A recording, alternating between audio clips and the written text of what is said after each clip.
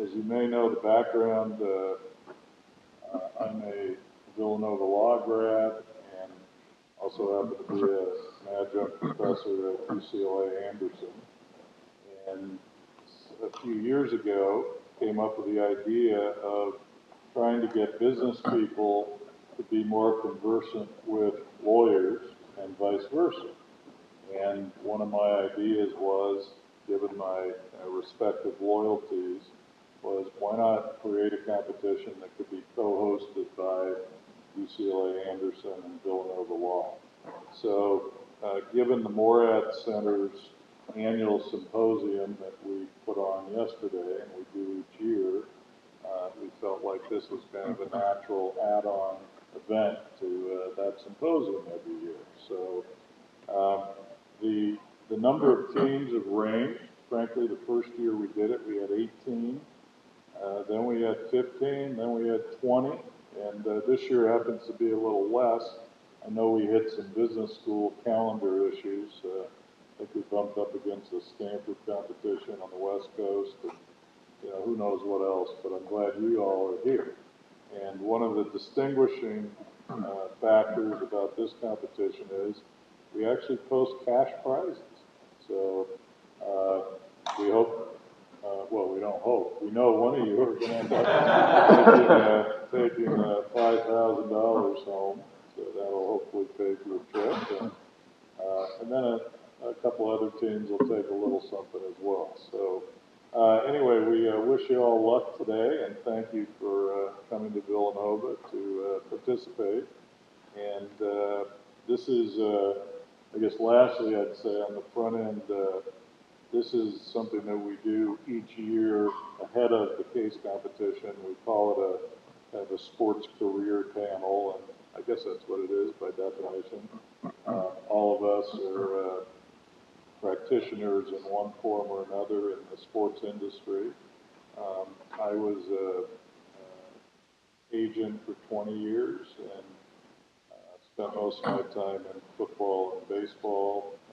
My firm had the largest football practice in the country for about, I guess, 17 years, and my baseball practice was the second largest in the country for probably a dozen years. So lots of work and experiences there, but I kind of moved on in 2004 and became the CEO of the Arizona Diamondbacks, and I ran the team in Phoenix for just under 5 years, and before putting a group together and buying half the San Diego Padres, and ran the Padres for 3.5 years. We sold the team, and since I've done a variety of things, including investing in sports assets around the world, and teaching at UCLA, and spending time here at Villanova. So anyway, I welcome you certainly on behalf of the Morad Center, but we'll gladly kind of flip the introductions to the others. And Vince Nicastro, why don't you start by giving a little of your background? Yeah, good morning, everyone. I'm Vince. Well, we can do the background. Do the, okay. Vince Nicastro. I'm currently the Deputy Commissioner of the Big East Conference, so I spent my career in college athletics. Majority of my on-campus experience was right here at Villanova for 22 or 23 years in various capacities, 15 of those as Director of Athletics.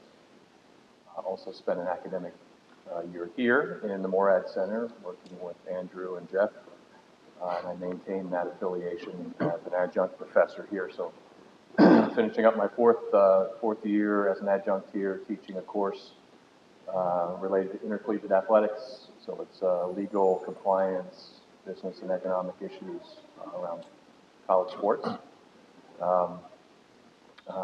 Pleased to be here today. So I've been in part of this symposium and or competition for several years. So it's great to see everyone here.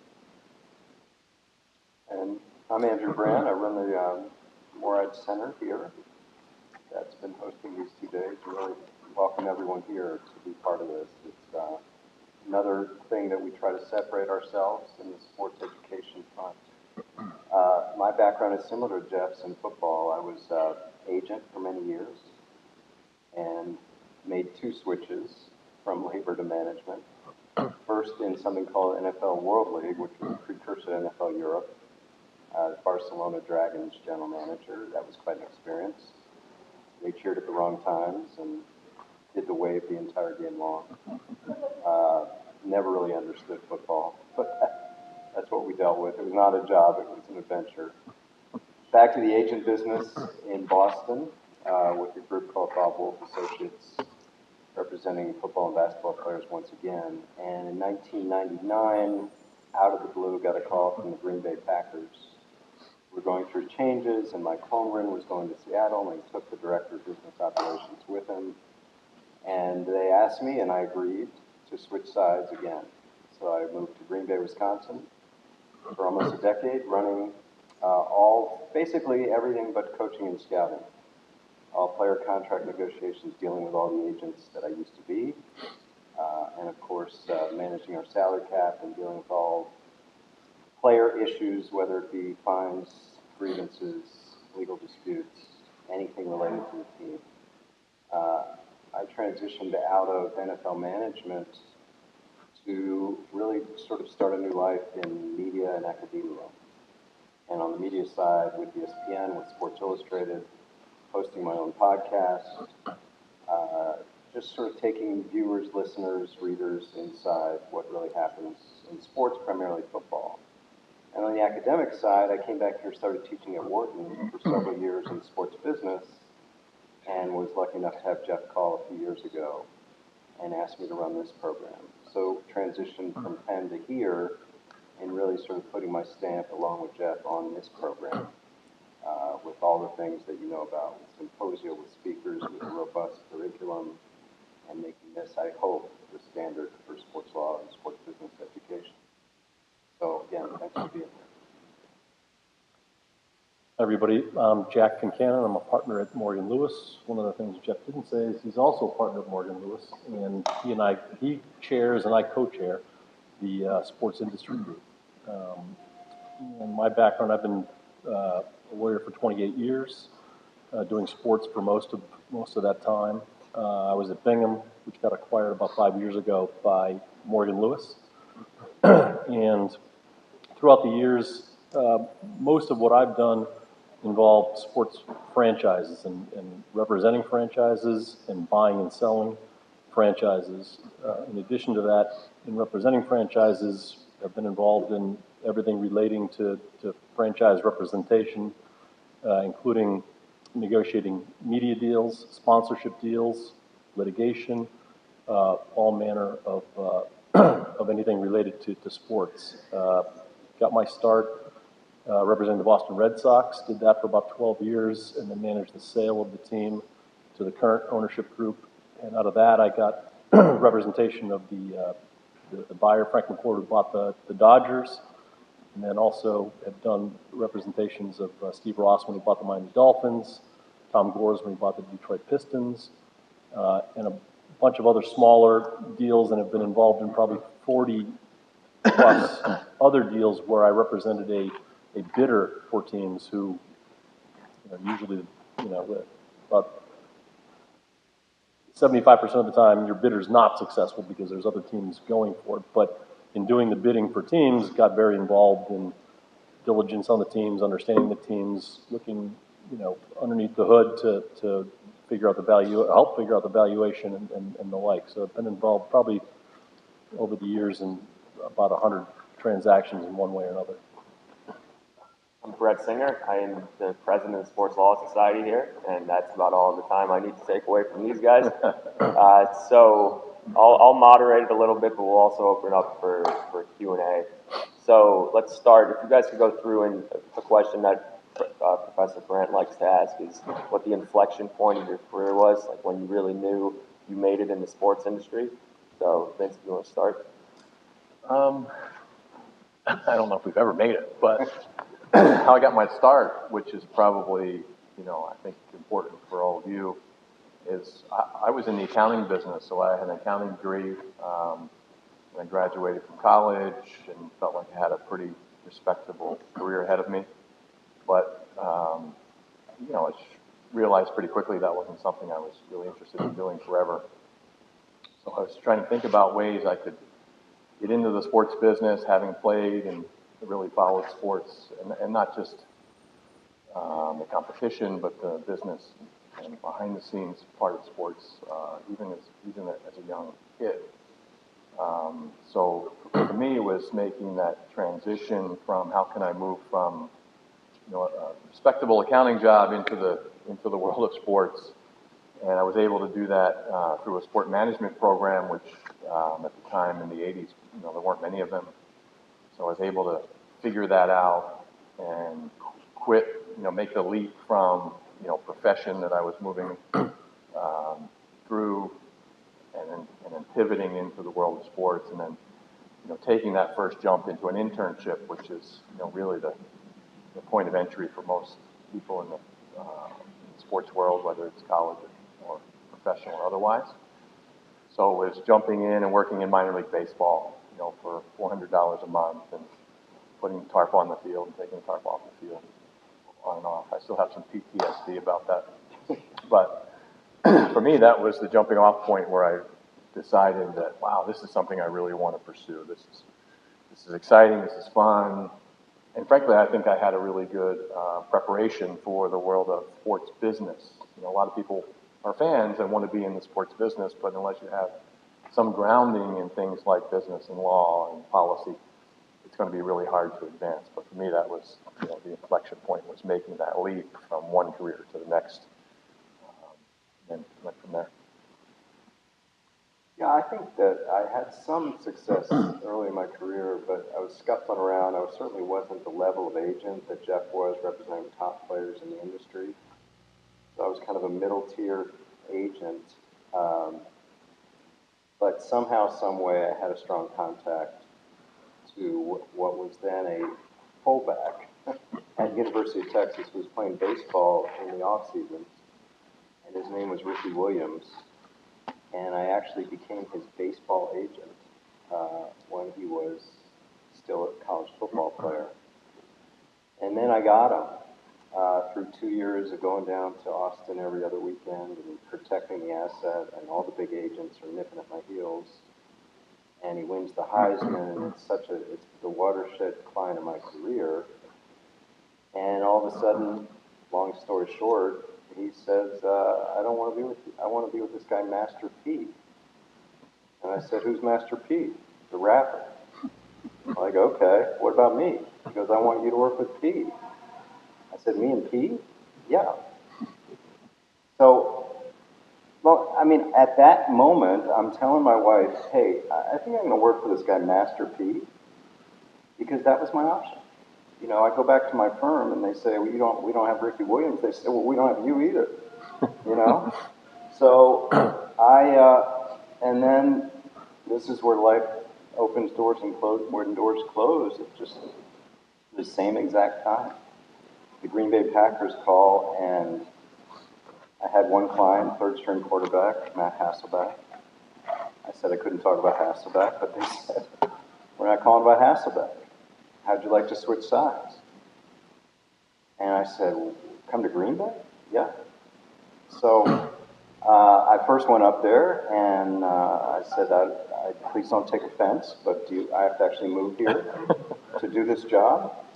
And they said, no offense taken, but yes. So anyway, I did. And that's kind of an inflection point, because I said to the Packers, like, you deal with 100 agents. You know, why me?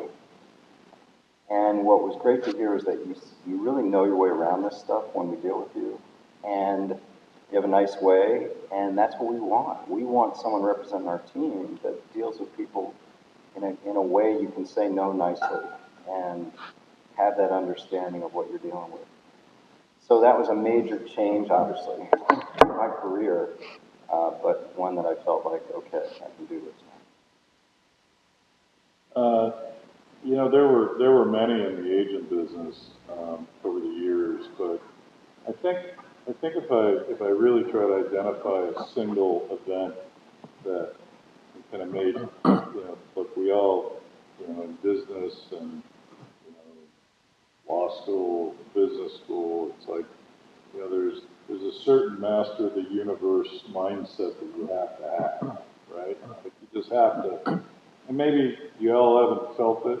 Some of you have, maybe not all, but you know, in your careers, you'll feel those moments where you feel like you can beat anybody, and you know, like stay out of my way because you know I'm gonna cause some serious damage.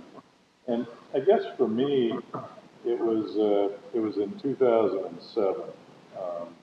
I had changed sides. I moved from the agent side to ownership and management, and no one in the agent business had ever gone to ownership before.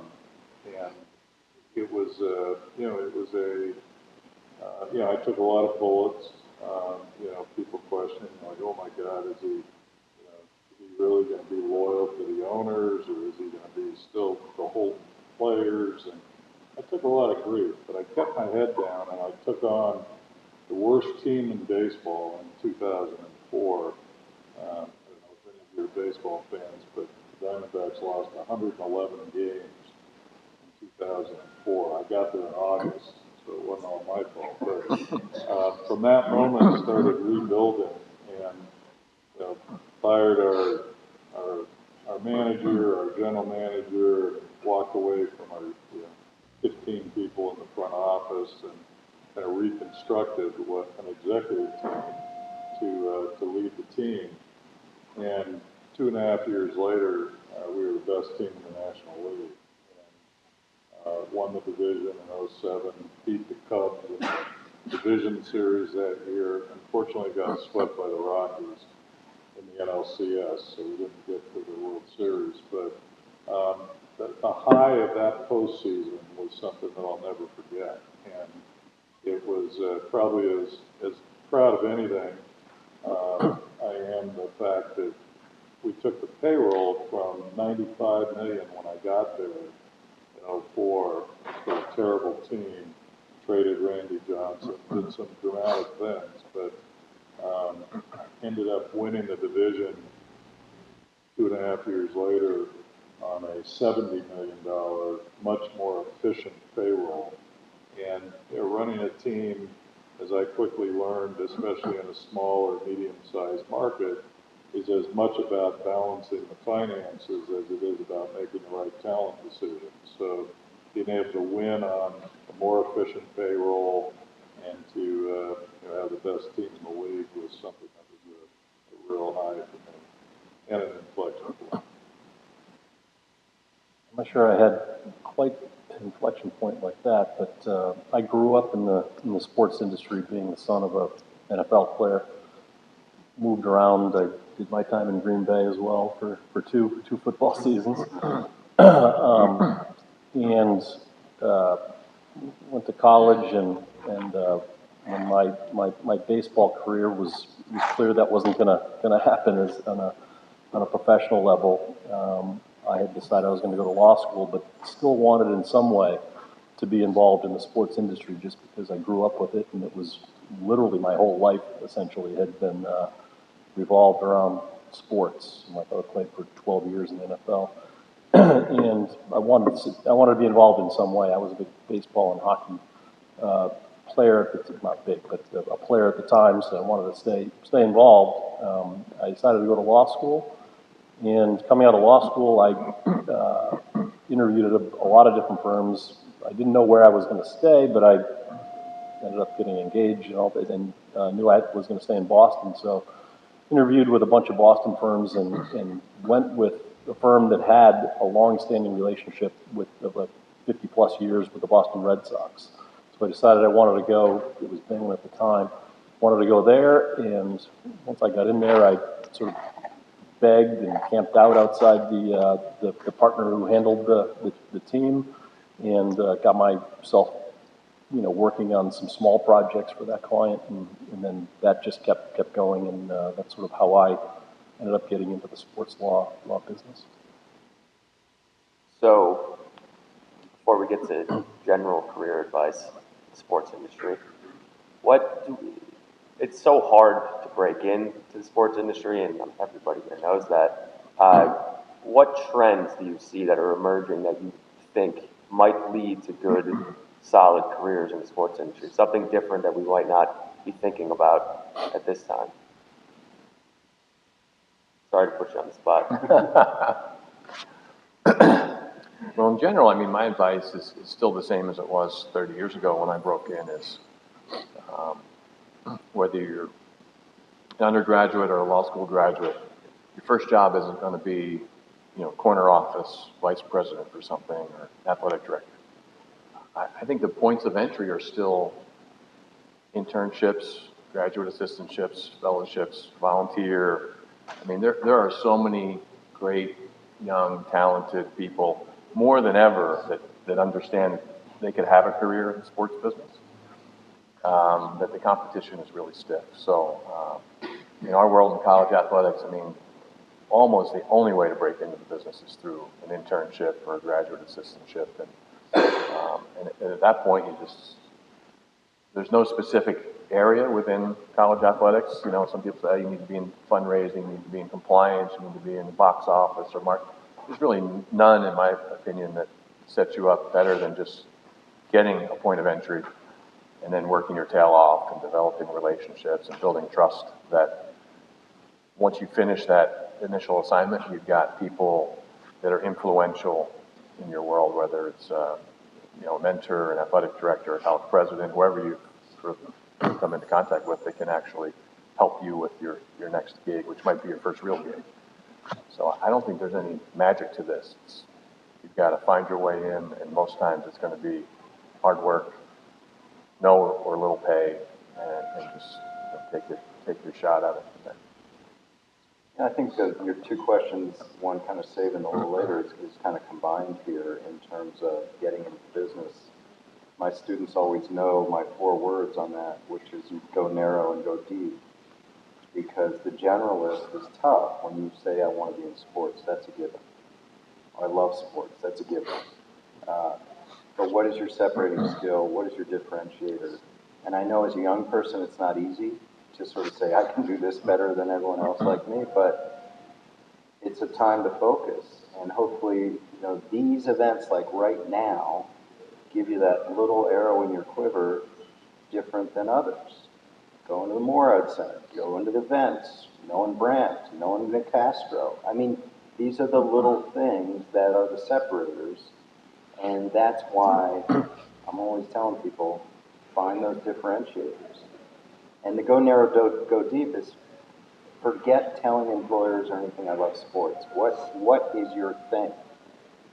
And have a writing sample and have experience looking into it. I know maybe not experience working in it, but looking into it, whether you come up with a new quantitative analytics for something, a new salary cap way to look at things. That's always the way to sort of differentiate yourself.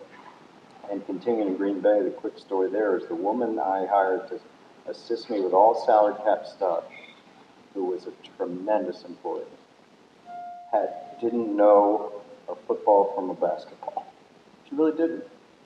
And that mattered zero, because she knew a way to take all the crap the NFL sent in their data and collate it in a way that was helpful to me and our staff. And that was a unique skill. She was in the trucking business, supply chain logistics. She was perfect. So that's a transferable skill that obviously, those are the kind of things you look for.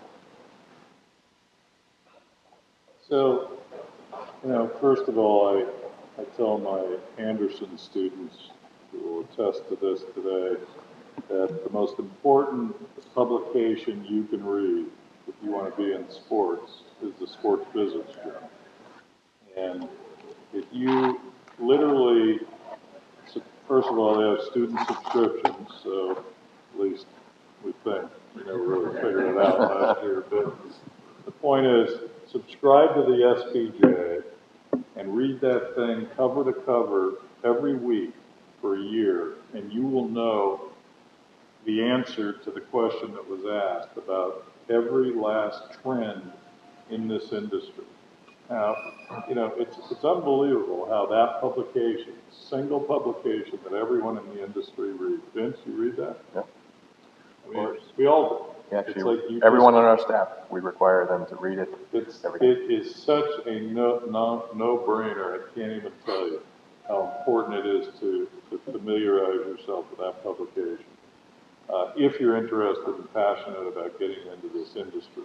And as a result of immersing yourself in kind of the everyday stories and focuses that the SBJ looks at, you'll come up with in your own mind kind of a way to match up your passion for any of those areas and areas that are actually cutting edge and evolving in the industry. And in my view, that's the most important advice I could give someone. Beyond that, I think that, in terms of actual areas that I see as evolving or cutting edge or emerging in this area, the obvious one is technology. I mean, technology is now touching every aspect of this industry, whether it's sports betting, whether it's traditional media, shifting to new platforms of distribution. All of these are areas that, if you can, again, match your passion with one of them, you'll end up with kind of, the perfect avenue into the sports industry. Doesn't mean that you don't still have to do the things that Andrew and Vince talked about, and Jack will talk about in a moment. You still have to go execute and figure out a strategy for whoever your targets are, but at least you can narrow down the industry a bit. You want to work for a team? Do you want to work for a league? Do you want to be on the player side? Do you want to be on the marketing side? Do you want to be in media? I mean, there's an endless number of disciplines within the industry. So, I would urge you to spend your time at this stage of your careers in just, trying to identify the area or areas that you want to focus on inside the industry. And then you can use some of the more, traditional skill sets that have already been referenced in terms of how you go figure out what the first step is or how you get into a particular area. So, in any case, I think tech is probably the overriding common theme of, at least in my opinion, of where I'd want to be if I was a young person entering the industry today. Become an expert on what older guys and gals like us don't know, right? Like, we're not going to be as technologically, familiar with, look, I have 3 young sons in their, early 20s, and I mean, they obviously outmaneuver me at every step when it comes to, technology and understanding sports streaming and how to get, how to watch something. I'm still trying to figure out how to watch, look up the score on ESPN, and they're watching it live. So, it's like just familiarity in that regard can give you a heads up on, and frankly can allow you to appeal to, older folks like us who may not be quite as familiar or comfortable. Picking up a little bit on what Jeff said on technology, I would say that one of the trends that I've seen working with franchises for 25 plus years is really about 10 years ago. Prior to 10 years ago, a lot of people in the industry, it was family relationships or knowing somebody or the like, and that's how you got in. And there was a lot of that, and that's how people advanced. And in the past 10 years or so, I was talking recently with the guy who runs the Red Sox and that organization. What you're seeing now is he, for talent, he says he's competing with Google for talent. And that was not the case 5 years ago and 10 years ago. What they really are looking for the best and brightest. And now the staffs that they've got, it's a much more mature industry. Money has flowed in over the past 10 years because of the media that's gone on, and that's where the dollars really are. Live content is something that's really enormous now. All the providers are looking for live content as a way to keep subscribers and to generate revenue. So they're not looking for, to hire their nephew who, doesn't know what they're doing to run the box office. They really are looking for the best and brightest. And we're now the staff at the Red Sox, 10 years ago, they would have had 2 people doing a certain job. Now they've got 8 or 9 people in that job, and those 8 or 9 people are, Villanova law graduates or UCLA business graduates. They're really looking for the best and brightest, and they're telling me we're competing for talent with the tech giants of the world. So that's a real trend that I see going on over the past 10 years, and the industry is becoming much more mature in how they staff operations, how they analyze everything now. I mean, the data that's out there, like Jeff and everyone was saying, is enormous, and they're looking for people. Guys our age don't really understand it as well as some of the younger folks do. So they're looking for people that can really come in and be a differentiator in the industry, because the industry is going faster than as we're getting older. The people coming in that really understand it are the younger ones that can find a niche in there, and they really are looking for talented people in the industry. Awesome. So we got about 10, 15 minutes left, so let's open it up for questions.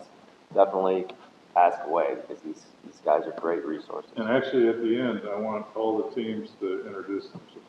So we have 10 minutes left. Questions?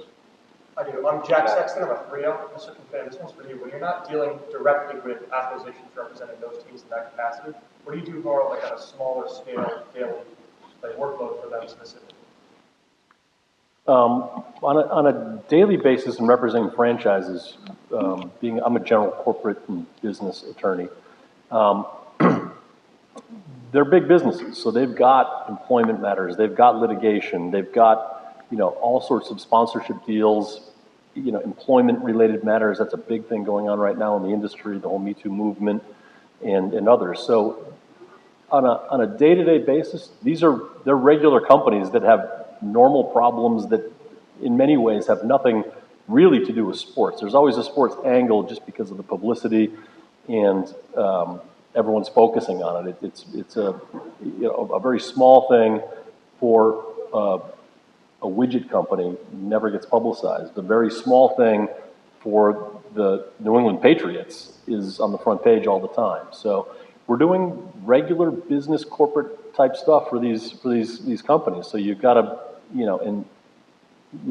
Jeff and I always talk about that. There's really no such thing as a sports lawyer. I mean, we are business lawyers, and we counsel companies, we counsel general counsels, and we counsel CEOs and CFOs on various matters. Most of them have to do with regular business operations and how you run a company.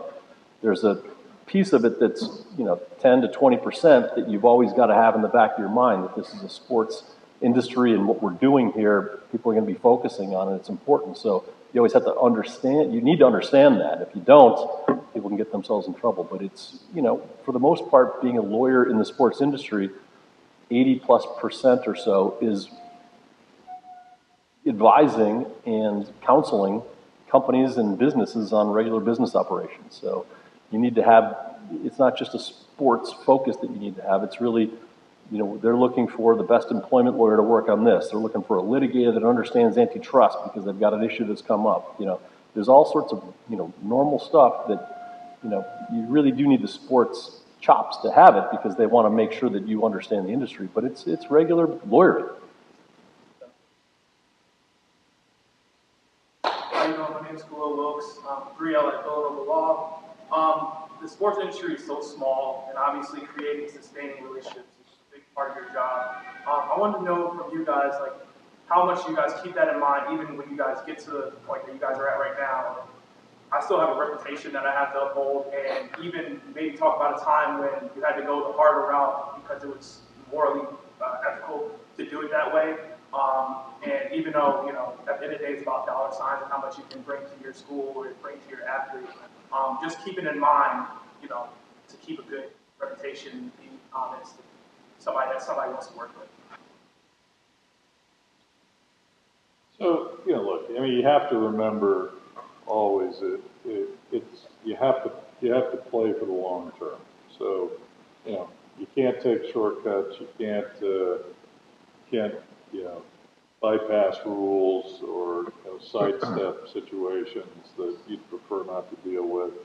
My advice is you deal with things straight up, straight on, you know, people generally figure out how to deal with honesty better than they do, stories that try to skirt around an issue or whatever. But as it relates to relationships, I think that was the first part of your question. Look, relationships for me are the kind of the life and blood of this industry, and I mean it's it's hard to imagine that I could do what I do, whether it be in my role, creating opportunities for Morgan Lewis in the world, whether it be for things as basic as getting speakers to my class at UCLA. It's like all of these pull-on relationships that I've had experiences, or people that I've had experiences with over my career. And you never know when those relationships are going to come back and be valuable to you. There's endless examples of those, but I'll use one. Again, my Anderson students will recall, but for the last 7 years, I've taught at one class, a sports business class at Anderson each year, and there's a fellow that I did business with when we ran the San Diego Padres, and I'd actually been introduced to him by somebody in the San Diego community when I first went down to run the Padres, and it was a guy named Mark King, who was running a company called TaylorMade at the time. And I asked around, I said, hey, do we do any business with Callaway or TaylorMade or Titleist? They're all based here in San Diego. And they're like, no, we really don't. We don't do, they don't really have any baseball connection. I'm like, you know what? Set up a meeting for me with the CEO of TaylorMade. I said, somebody had introduced them to me. I want to go see him. So I went up to his office in Carlsbad and sat around for an hour. He tells the story later. He said, look, I knew why Jeff was there. He said he pretended like he wanted to get to know me and that he was new to the community. And he said, I knew what he wanted. He said he wanted my money. And sure enough, we introduced the idea to our sponsorship people at the Padres and his partnership people at TaylorMade. And at the end of the day, we did $1 million 3-year deal with TaylorMade, where we made our right field foul pole at Petco a TaylorMade driver. So it was the shaft, and then we painted the head of the driver. It was like an RX-7 or whatever they'd come out with, RX-11, I don't know what it was. But, they'd just come out with it, and they used it as a marketing tool. And that particular, as he told me later, it was on the cover of USA Today when we debuted it. We had to get MLB's approval to use the foul pole. They said, oh, I don't know, you're going to have a leather grip at the top of the foul pole. That might be a problem for foul balls. And, we convinced them to do it. We said, look, we're a small market team. We need $1 million. It's a big deal. So we finally got it done, and TaylorMade got something like $3.5 million worth of media coverage from that first day alone. So how's that play into my life? Mark King becomes a great friend of mine. When I start teaching at Anderson, I call him. The first call I make, I said, by the way, he gets $40,000 a speech on the speaking market. He's unbelievable. I mean, he's represented by the Washington Speakers Bureau. I said, hey, I'm doing this class at UCLA. Would you consider coming up and speaking? He's like, absolutely. What are the dates? He said, I'll take the first one. So for the last 7 years, he's been my first week speaker every year. And, that's a result of a relationship that I didn't know where it would go when I went up to meet with him in his office in Carlsbad. But now, all these years later, it's like he's still paying dividends. And that's the kind of relationship that I think is particularly important to be able to, you just keep planting those seeds in your career as you move along, whether it be with me or Jack or Andrew or Vince, or anybody you meet over the, maybe it's people you met yesterday at the symposium. The fact is, you never know when those people are going to come back and help you in your career? Long answer, sorry. My goal is to have a Rolodex, about 5% of his one day, because it's unbelievable. The people he knows and the introductions that he can make, he's done a great job of that. I always tell a quick story. When I got to the Packers and I started doing contracts, I was winning, man. I was killing these agents. I was getting great deals, and I was going to impress. Turns out we didn't have an owner to impress. We had cheeseheads, but whatever. And I learned the hard way. I ruined relationships because I took advantage of people. And it took a few years for me to realize that's not helping. Because players would get a couple years into their contract and realize they got bad deals and they're coming in holding out and making a mess of the offseason. I really felt bad about that, and I changed. And it took the hard way to learn about relationships that way. And then the other example Jeff just mentioned is what I did last night. Not that I had plans last night anyway, but I wrote handwritten letters to our speakers from our symposium because these people had no reason to come here. They did it out of friendship, out of respect, out of what we've accomplished here. They took time out of their Fridays. They traveled. No speaking fees. So this was something where you have to you nurture that. And at the end of every letter or email, saying, please let me know if I can help you in any way and return that favor. So that's a quick example. All right, we want to get everybody started right at 10, so let's introduce the teams and then we'll break. We'll start in the front. Hi everyone, Jason Kaner, I'm with my teammates, Will, Jack Sexton, and we're representing Villanova Law School. Law school. Who's your And business business school. I'm a JD MBA student. There you go. Nick Haas, this is Brian Wool, he's from UCLA Anderson. Ryan Ostrander, he's also from UCLA Anderson.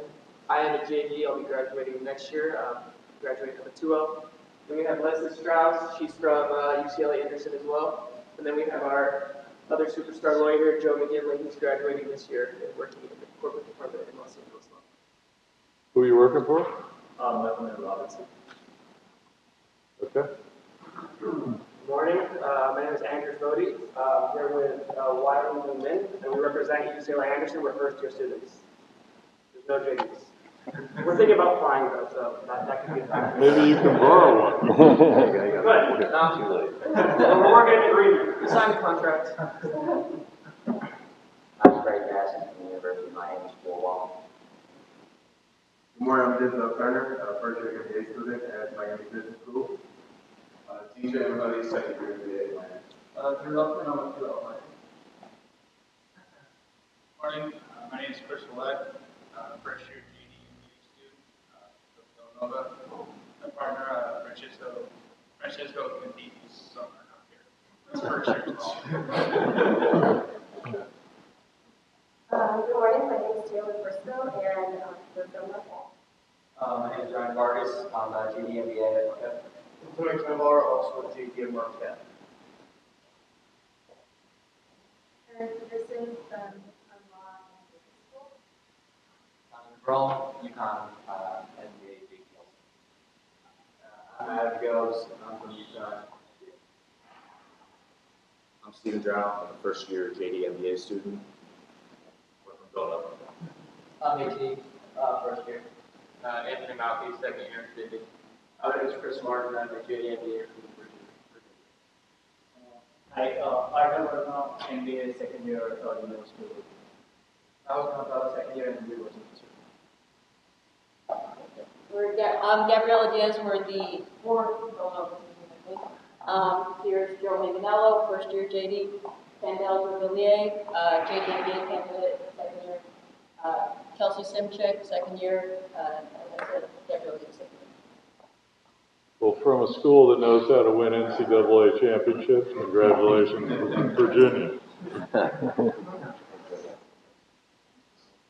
Yeah, and we have a few judges here. Can you introduce yourself? Start with Ed? Good morning, Ed Wazalewski, NFL agent, PMG Sports, Villanova undergrad, and Boston. Andy Curzon, Villanova Law School graduate. Judge.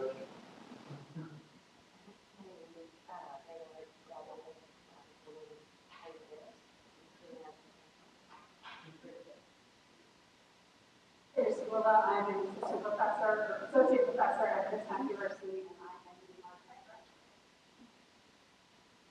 Hi everyone, I'm Andrew Marinello, I'm a partner at Morgan Lewis, and law graduate. All right. Well, thanks to the judges, and thanks to all of you for being here, and good luck today. And thanks to And these what's guys. our-